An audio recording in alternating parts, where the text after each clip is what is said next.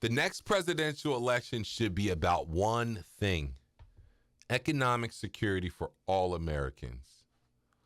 What's the point of being the biggest superpower in the world if most Americans live in economic insecurity? That just doesn't make any logical sense. We have to understand it that way, guys. We're the largest economy in the world. We're a global military power. Yet millions of Americans can't cover a $400 emergency. We brag about being a superpower, but we don't even secure the basics for our own citizens. Guys, past elections have been framed around so many different things: patriotism, defense, the culture wars. And listen, I'm game for that just as much as the next person. These things truly do impact our lives, right? We need people who are patriots. We want to make sure we have national defense, and we want to make sure we culturally stay true to our roots and to our values. But economic security is rarely at the center, though it touches every single walk of life, every single voter. What good is global dominance if people can't afford housing and healthcare, or just general economic stability and legacy? Now, what does economic security mean? Well, to me, first of all, it means a predictable income and, of course, opportunity to make that. You should have a predictable jobs income and predictable job opportunities for every American citizen in this country. Period, guys. What are we doing when we have economic insecurity, income insecurity, job insecurity for our citizens? We have to guarantee them something. There has to be a benefit, guys, to being an American citizen. All right. We need affordable housing for all Americans. There is enough land. There are enough people to build houses for every single person in America. And we need to do just that, and give people money to go develop those things. Listen, I don't expect someone who is poor, who doesn't have the ability to, procure a contractor, a plot of land, a build. But what if there are developers or people who are in neighborhoods that want to take a part of a neighborhood to a place that they can start a community? Guys, we need to start thinking outside of the box, but we need to get everybody here in this country in a warm home with running water, in a community where they can work and add value to somebody's life outside of their own. Every citizen here should have adequate health care. Guys, come on. Why are we still having this battle? We wouldn't be having this battle if we dealt with the immigration issue, if we dealt with the issue of people just coming here for health care, for having babies.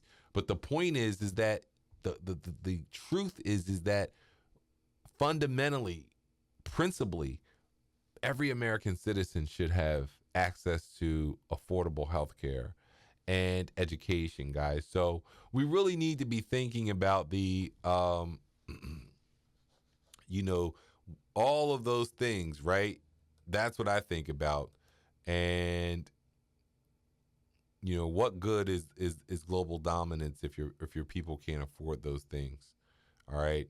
And that's what I think about. All right. So we have to understand that these structures are what prevent families from collapsing after one setback.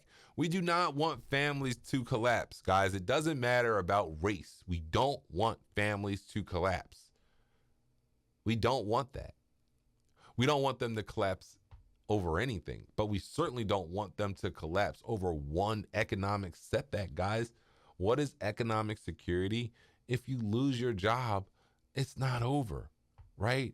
We should all have a way to access funds on a loan, on our life, on our citizenship, on the fact that we are the underpinning of this nation. We literally should have a set aside for us to tap into, a lifetime set aside, especially guys when the money's going directly back into the economy, right? I didn't take it to go gamble, go buy drugs, or go buy things that are just completely no value add. But what if you needed money to start a business? Every dime you spend starting that business is going to go right to someone else's business and pay them money, guys.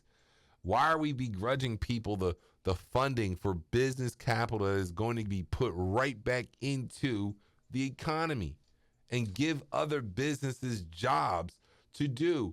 A lot of businesses are struggling because not only can they not find customers, but customers that they do find are too hesitant to want to spend money on their services because they are so strapped for cash. Business spending, guys, is the best spending you could ever ask for because it's going to be put right back into the economy. We have to see that. And if you're in distress, if you lose a job, you might need $100,000, $50,000. All right, but guess what?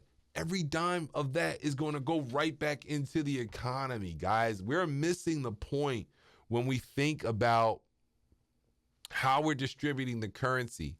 A true blue American citizen who is paid into this system, who has worked their whole lives, who is the underpinning of all that we do from a taxpayer perspective, from an actual worker perspective.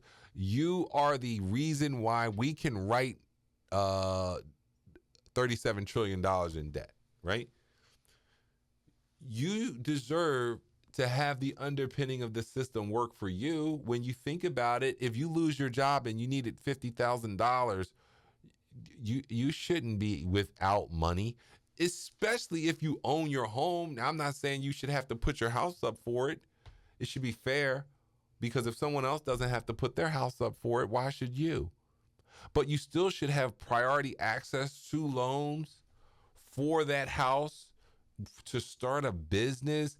The point is that access to capital should not be as difficult as it is, and so feudalistic also, where the people that have the capital are the major decision makers on what gets done in this country, because they can decide to give you the capital or not. And I just think we're at a moral and a logical failure here, because America can spend trillions of dollars abroad, but they can't build adequate safety nets at home. And that is where the crisis is brewing, because we better be concerned with what that means for us from a national security perspective. Something is broken in our world. Something is broken in our economy. Superpower status becomes hollow if ordinary citizens are insecure. I remember growing up as a kid feeling very powerful as a citizen of the United States of America. I felt very confident that no one could come to our country and take what was ours. We were never going to get hit with bombs.